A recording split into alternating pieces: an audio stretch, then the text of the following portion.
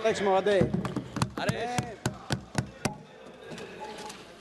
मैं एक ऐसा उदाहरण देकर अपनी बात की शुरुआत करना चाहता हूं, ऐसे जीवन का परिचय देकर जिनके जीवन को ये बिल प्रभावित करने का काम करेगा, जिनके करियर प्रोग्रेशन को ये बिल रोकने का काम करेगा। असिस्टेंट कमांडर अजय मलिक 2012-13 में, आज से 14 साल पहले, इन्होंने यूपीएससी की परीक्षा पास करी। हरियाणा रोहतक के एक मोखरा के नाम के गांव से आने वाला ये नौजवान यूपीएससी की परीक्षा पास कर असिस्टेंट कमांडेंट की पोस्ट पर सीआरपीएफ में ज्वाइन इन्होंने किया। उसके बाद से लेकर आज तक इन 14 साल में इनका जीवन किसी शौर्य गाथा से कम नहीं।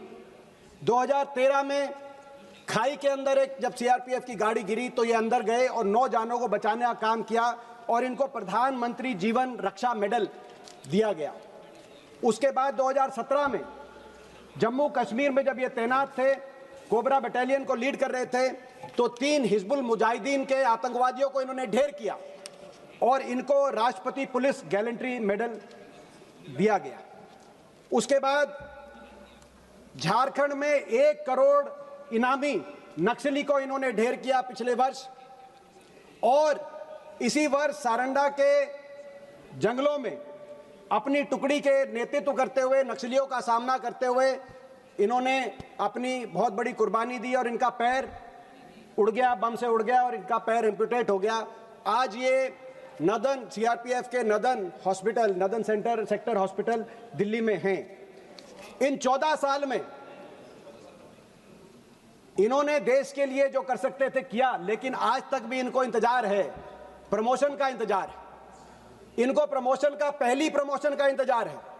और ये अकेले ही नहीं है, राजस्थान से आने वाले चेतन चीता, जिन्होंने 9 गोलियां अपनी छाती पे सही लेकिन दुश्मन का मुकाबला करने में पीछे नहीं कदम उठाया। बिहार से आने वाले असिस्टेंट कमांडेंट विभोर, महाराष्ट्र से आने वाले, जहां से धैर्यशील बोल रहे थे, असिस्टेंट कमांडर सागर बुराड़े, जैसे सैकड़ों CAPF cadre officer, CRPF, BSF के कैडर ऑफिसर्स 15-15, 20-20 साल से अपनी पहली प्रमोशन के लिए इंतजार कर रहे हैं।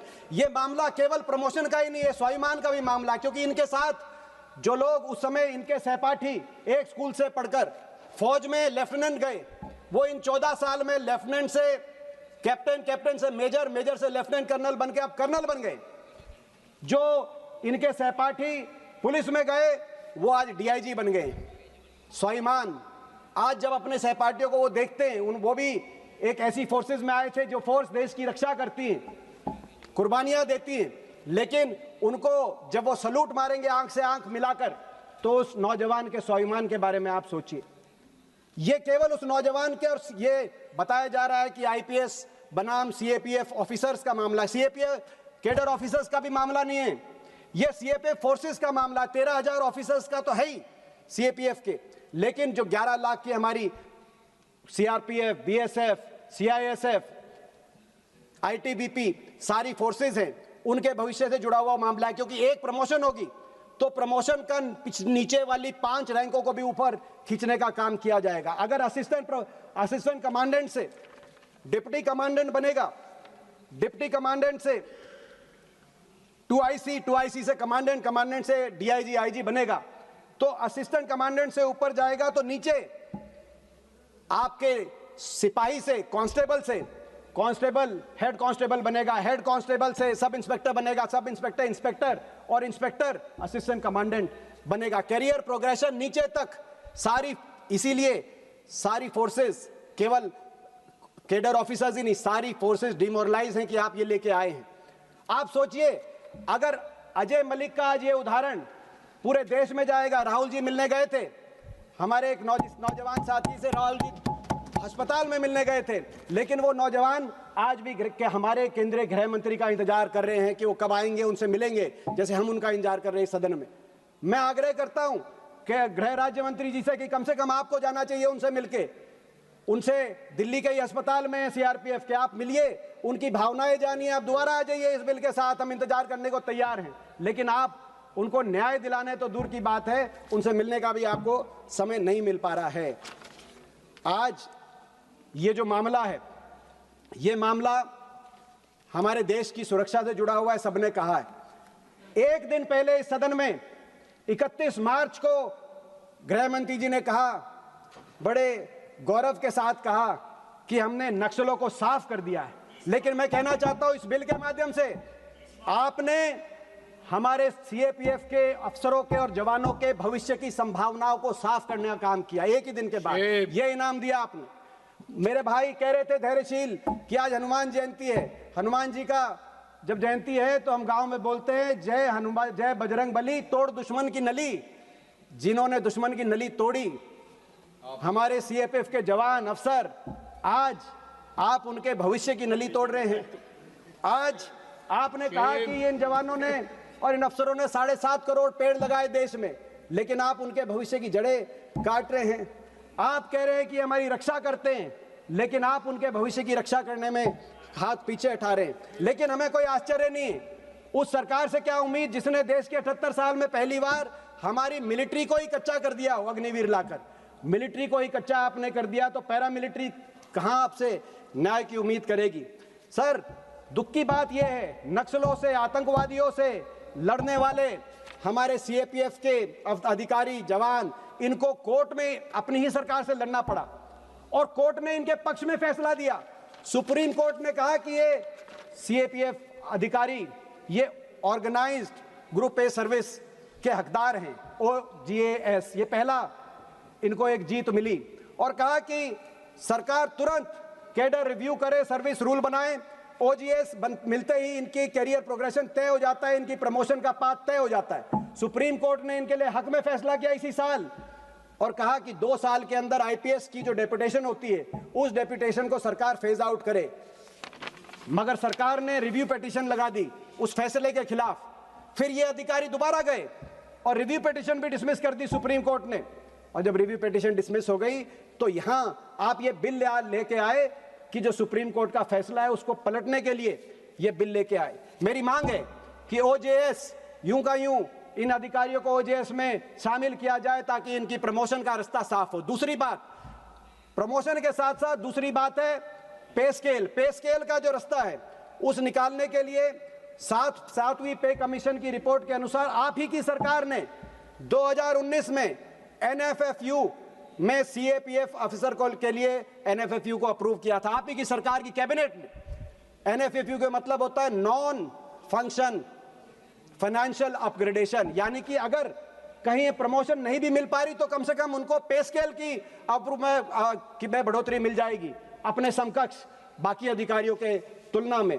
लेकिन आज इस बिल के माध्यम से आप उसको भी निरस्त कर रहे हैं। हमारी दूसरी मांग ये है कि आप NFFU CAPF अधिकारियों को NFFU के लिए अप्रूव करिए, जो आप ही का फैसला है, जिसको आज निरस्त कर रहे हैं। आप सुप्रीम कोर्ट का फैसला भी कर रहे हैं, आपका भी फैसला कर रहे हैं, और ये कोर्ट का फैसला पहली बार आपने निरस्त नहीं किया है जब से आपकी सरकार है। दोबारा ये दूसरा बड़ा उदाहरण है। 2023 में दिल्ली के हाईकोर्ट में एक और फैसला आया था, जितने CAPF अफसर और जवान हैं इनके हक में, वो फैसला आया था ओल्ड पेंशन स्कीम को लेकर। आज आर्मी, एयरफोर्स, नेवी को ओल्ड पेंशन स्कीम मिल रही है। ये भी गए कोर्ट में कि हम भी कुर्बानी दे रहे हैं, हमें भी उनके तर्ज पे ओल्ड पेंशन स्कीम मिले। बाकी सबको आपने न्यू पेंशन स्कीम लागू कर रखी है देश में। और दिल्ली हाईकोर्ट ने कहा कि they are also armed forces of union of India और इनको ओल्ड पेंशन स्कीम मिलनी चाहिए। दिल्ली हाईकोर्ट ने फैसला किया इनके हक में, मगर आप उस फैसले के खिलाफ भी चले गए सुप्रीम कोर्ट में। आज दुख की बात है सर, जब ये हम देखते हैं तो हमें लगता है कि मोराल इन फोर्सेस का कैसे बचेगा। और मोराल का दर्पण आप ही का एक उत्तर, इसी सत्र में आपका एक उत्तर हमारे एक सांसद ने पूछा, जवाब आपका आया कि प्रतिवर्ष इन फोर्सेस में, जिस पर चर्चा होनी चाहिए थी आज, इन फोर्सेस में 10,000 लोग प्रतिवर्ष वॉलंटियर रिटायरमेंट ले रहे हैं। प्रतिवर्ष 2,000 रेजिग्नेशन दे रहे हैं, पिछले 5 साल के आंकड़े हैं सर।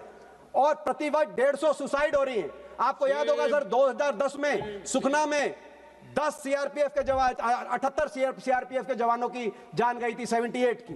पूरा देश हिल गया था।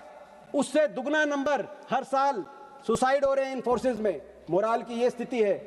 चिंता होनी चाहिए थी मोराल पर, लेकिन चिंता आप लेके आए कि कोई अगर सुप्रीम कोर्ट ने इनके साथ न्याय किया उसको भी आप अन्याय करने के लेके आए। तो मेरी मांग है सरकार से कि इनके मोराल को देखते हुए, इन फोर्सेस को देखते हुए इनको मजबूत करने के लिए कुछ सरकार तुरंत फैसले करे, बिल के भाग बना के ले आए, ओजीएस देने का काम करे, एनएफएफयू ले देने का काम करे। सर, छुट्टी जो 100 दिन का गृह मंत्री जी ने ही कहा था, लेकिन 100 दिन छोड़िए, आज अर्न लीव केवल 60 जो है बाकी फोर्सेस को मिलती है, सीआईएसएफ को तो केवल 30 दिन की मिलती है। उनकी छुट्टी बढ़ाने का काम किया जाए।